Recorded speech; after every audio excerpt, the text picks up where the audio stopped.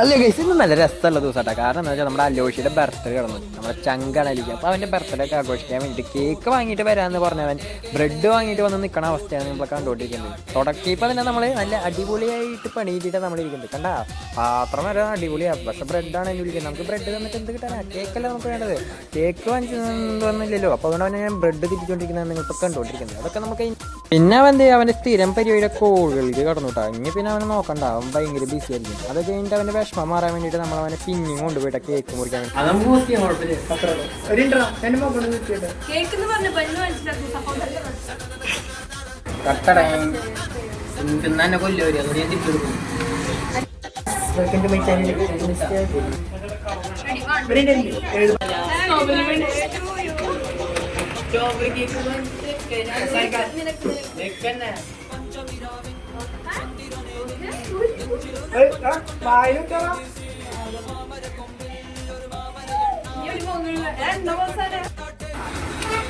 Hello shoe, experience എങ്ങനെയുണ്ട്?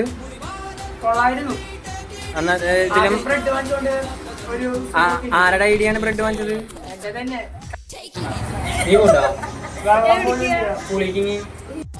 നമ്മുടെ ഇന്നത്തെ താരം ആരാണ്?